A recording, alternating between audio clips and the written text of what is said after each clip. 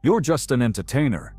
Richard Sterling's condescending words echoed through the Memphis Coliseum as the millionaire oil executive interrupted Elvis mid-song. Standing in his $10,000 per night VIP box, Sterling looked down at Elvis with obvious disdain, his expensive suit and diamond watch catching the stage lights as he gestured dismissively. The 12,000-person audience sat in stunned silence as this wealthy stranger publicly challenged the king's relevance and success. What Elvis did next would prove that true greatness has nothing to do with bank accounts. But to understand why this confrontation would expose the ugliest side of American class warfare, you need to know about a man who confused having money with having worth. Because this story begins with Richard Sterling, a millionaire who had everything money could buy except the one thing he desperately craved: respect. It was October 15, 1976, at the Memphis Coliseum. Elvis was performing a premium concert for his most devoted fans. Richard Sterling, a 45-year-old CEO of Sterling Oil Corporation, had paid $10,000 for the ultimate VIP experience, expecting treatment befitting his wealth and status. Sterling had arrived at the venue in his custom Rolls-Royce, wearing a $5,000 Italian suit and a Rolex Submariner worth more than most people's annual salary. He wasn't an Elvis fan. He was there to be seen, to demonstrate his importance, to remind everyone around him that success was measured in dollars and cents. From the moment he entered the VIP area, Sterling had been demanding special treatment. He wanted a personal meeting with Elvis before the show, a private photograph, an acknowledgement from the stage. When these requests were politely declined by venue staff, Sterling's entitled demeanor began shifting towards something uglier. "Do you know who I am?" he had asked Margaret Chen, the VIP coordinator, waving his platinum American Express card. "I own oil wells across 3 states. My net worth is $50 million. $50 million. And you're telling me I can't get 5 minutes with a sing?" Margaret had tried to explain that Elvis didn't do private meetings before shows, that it was company policy, that even the most generous VIP packages didn't include personal access to the performer. But Sterling wasn't listening. In his mind, money bought everything, including respect and access. Elvis was midway through his second set, having energized the crowd with Burning Love and Hound Dog. The audience was completely absorbed in the magic that only Elvis could create, singing along to every word, lost in the music that had defined their generation. "This next song," Elvis said into his microphone, adjusting the collar of his iconic white jumpsuit, "goes out to everyone who believes in the power of music to bring people together." He began the opening chords of "Can't Help Falling in Love," and the arena settled into the romantic sway that always accompanied this beloved song.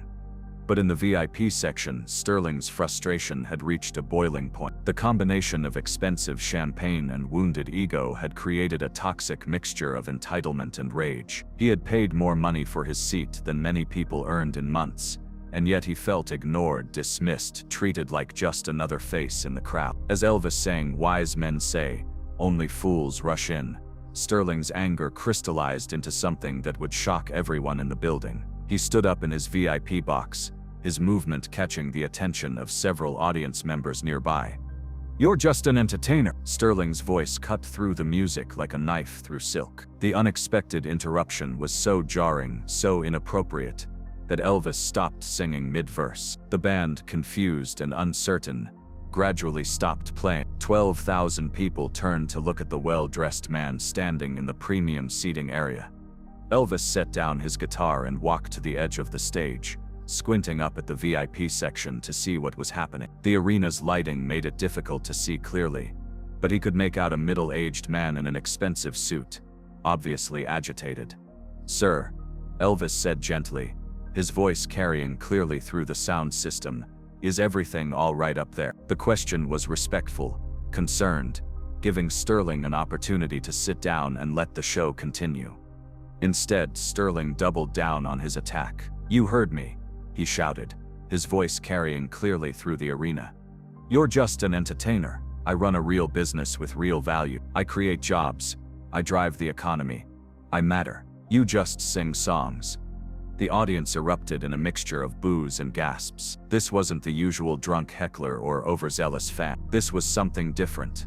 something that felt like a direct attack on everything Elvis represented to his working-class audience. Elvis remained calm, studying Sterling's face even from the distance between stage and VIP box. There was something familiar about this type of anger, this particular brand of desperation masked as superiority. He had encountered men like Sterling before, wealthy, successful by conventional measures, but hollow inside. "What's your name?" Elvis asked, his voice still respectful despite the insult. The question surprised Sterling, who had expected anger or defensiveness in return. "Richard Sterling," he replied automatically, his business executive training taking over. CEO of Sterling Oil Corporation, net worth $50 million. He announced his wealth as if it were a military rank, expecting immediate deference. Elvis nodded slowly. "Mr. Sterling," he said, his voice now carrying to every corner of the arena. "You're absolutely right. I am just an entertainer." The admission stunned the crowd. No one had expected Elvis to agree with his attacker. "That's right," Sterling shouted triumphantly, misinterpreting Elvis's response as capitulation. "I deal with real money, real power, real influence. Entertainment is just distraction for the masses." But Elvis wasn't finished. "Mr. Sterling," he continued, "can I ask you something? And I want you to answer honestly, not just for me, but for everyone here who might learn something from your answer." Sterling, feeling like he was winning this public confrontation, nodded eagerly. "Ask away," he said smugly. "When was the last time your oil business made someone cry tears of joy?" Elvis asked quietly. The question was so unexpected, so specific, that it caught Sterling completely off guard. What kind of question is that?" Sterling stammered. "That's not what business is about. Business is about profit, efficiency, return on investment." "I see," Elvis said thoughtfully. "And when was the last time your $50 million helped a lonely person feel less alone? When did your oil wells give hope to someone who had lost hope? When did your net worth help a young couple fall in love?" The questions hit Sterling like physical blows. This wasn't the conversation he had expected to have. He had wanted to humiliate Elvis, to assert his superiority, not engage in some philosophical debate about the value of different types of work. That's not the point," Sterling protested, his voice already losing some of its confidence. "I provide energy. I create jobs. That's important work." "You're absolutely right," Elvis agreed immediately. "That is important work. Essential work. And I respect that." The validation seemed to calm Sterling slightly, but Elvis wasn't done. "But Mr. Sterling," Elvis continued, "let me tell you what happened last month.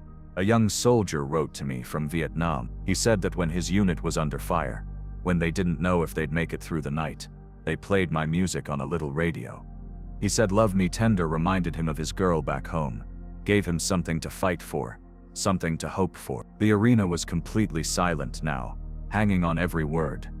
Sterling found himself listening despite himself. "Last week," Elvis continued, "I got a letter from a mother in Detroit. Her teenage son had been in a car accident, in a coma for 2 months. The doctors said there was nothing more they could do.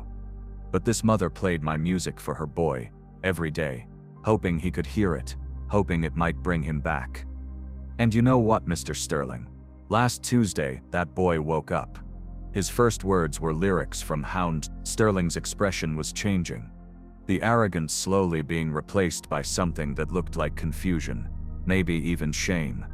"2 days ago," Elvis said, his voice now carrying an emotional weight that affected everyone in the building, "I met a little girl with cancer at Jude Hospital, 7 years old, fighting for her life.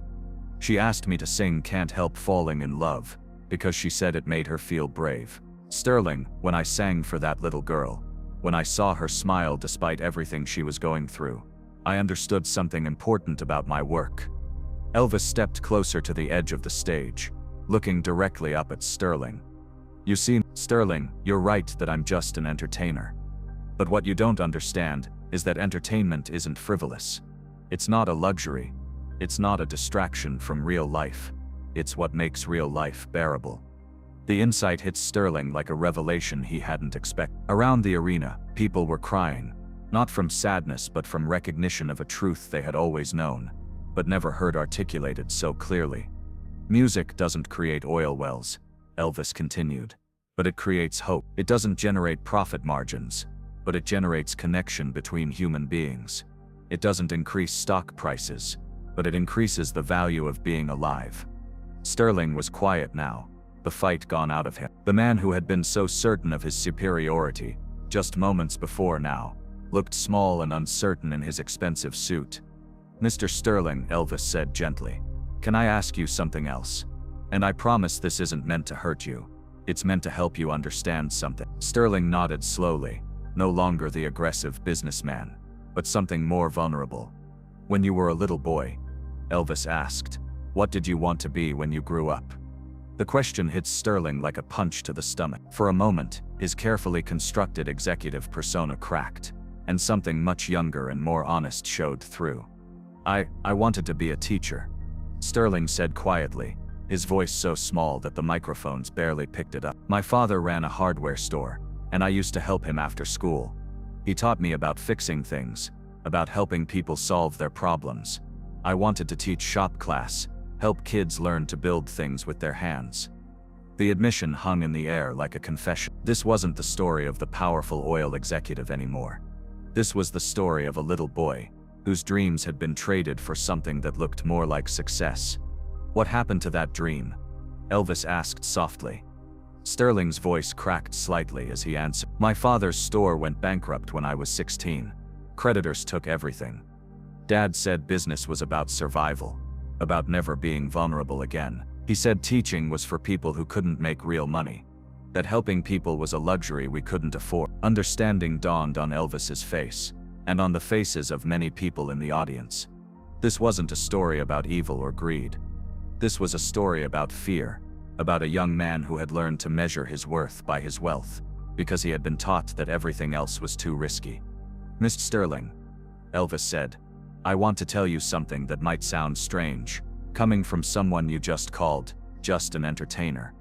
You're not a bad man, you're a scared man, and there's nothing wrong with being scared. We all get scared sometimes." Sterling was crying now, tears streaming down his face as decades of suppressed emotion finally found their release. The powerful executive, who had tried to humiliate Elvis, was now sobbing in front of 12,000 strangers. "But Mr. Sterling," Elvis continued, "success isn't about protecting yourself from vulnerability. It's about using whatever gifts you have to make other people's lives a little better. You have $50 million. That's incredible. Do you know how much good you could do with $50 million? The suggestion seemed to open a door in Sterling's mind that had been locked for decades. I never thought about it that way," he admitted. "What if," Elvis suggested, "instead of using your wealth to prove you're better than other people, you used it to prove that people can be better to each other? What if, instead of demanding respect because of your money, you earned respect by doing something worthy of respect?" Sterling was nodding now, wiping his eyes with an expensive handkerchief that suddenly seemed absurd given the emotional weight of the moment. "I want to ask you one more question," Elvis said, "and this time, I want you to answer not as a CEO, not as a millionaire, but as the little boy who wanted to help people learn to build things." Sterling straightened up slightly, trying to access that part of himself he had buried so long ago. "If you could use your $50 million to help one person the way that music helps people, to give them hope, to make them feel less alone, to help them believe in something better, would you do it?" "Yes," Sterling said immediately, the word coming out with more conviction than anything he had said all evening. "Yes, I would." The arena erupted in applause, but it wasn't mocking or sarcastic. It was genuine, hopeful applause for a man who had just remembered who he had wanted to be before life taught him to be afraid. Elvis smiled, the first real smile since this confrontation had begun. "Mr. Sterling, would you mind if I finished the song I was singing when this all started? Because I think maybe now we could both use a reminder that wise men don't always rush in, but when they do, it should be to help, not to hurt." Sterling nodded, sitting down in his VIP seat with a humility that hadn't been there before. But as Elvis returned to his guitar, Sterling stood up again. "Elvis," he called out, his voice no longer demanding but asking, Could I ask you something?" "Of course," Elvis replied. "That little girl at the hospital, the one with cancer, What's her name? Sarah, Elvis answered. Sarah Mitchell, 7 years old. Sterling was quiet for a moment, thinking, tomorrow morning, I'm going to call the hospital. I want to make sure Sarah and every other child there gets the best possible care for as long as they need it. I want to endow a wing, fund research, whatever it takes. The audience erupted again, this time in genuine celebration of a transformation they had witnessed in real time. But that's not all, Sterling continued, his voice growing stronger. I want to start a foundation, not to make me look good, but to help teachers, to support people who choose to help others instead of just making money. Because maybe my father was wrong about what really matters. Elvis wiped his eyes, genuinely moved by what he was witnessing. Miss Sterling, he said, that sounds like something the little boy who wanted to be a teacher would be proud of. As Elvis finished, can't help falling in love, this time with the full participation of 12,000 people who had just learned something important about judging others. Sterling sat in his VIP box with tears still in his eyes, not from humiliation but from relief. After the concert, Sterling waited by the stage door, not demanding access but humbly asking if he could speak with Elvis privately. When they met, Sterling extended his hand, not as a powerful executive but as someone grateful for a lesson he hadn't known he needed. Thank you, Sterling said simply. I forgot who I wanted to be. You helped me remember. The impact of that October night at the Memphis Coliseum rippled far beyond the arena walls. Within days, news of the confrontation between Elvis and Richard Sterling had spread throughout the business and entertainment communities, though not through traditional media coverage.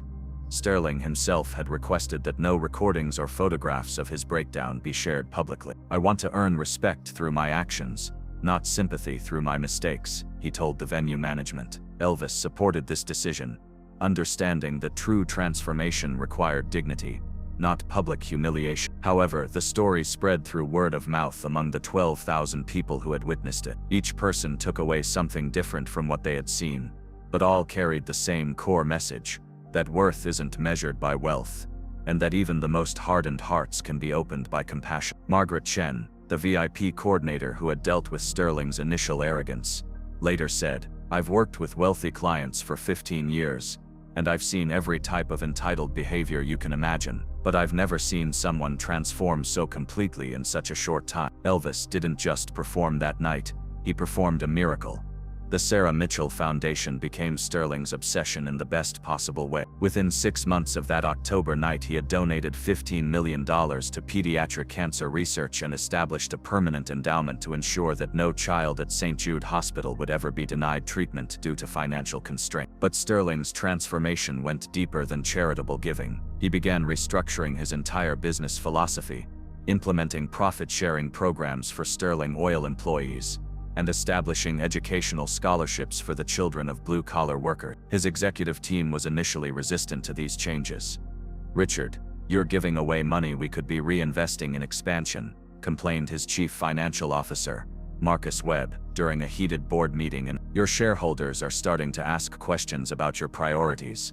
Sterling's response surprised everyone in the room. Marcus, when I die, do you think anyone will remember Sterling Oil's quarterly earnings or do you think they'll remember whether we used our success to help people build better lives? The question silenced the room. Sterling had always been driven, focused on profit margins and market share. This new perspective was so foreign to his previous operating style that some board members wondered if he had suffered some kind of breakdown. Patricia Morrison, a business psychologist who later studied Sterling's transformation for her research on executive leadership, observed, Richard Sterling's encounter with Elvis represented a textbook case of what we call values realignment. Sometimes it takes an external shock to help someone realize that their current path isn't aligned with their authentic self.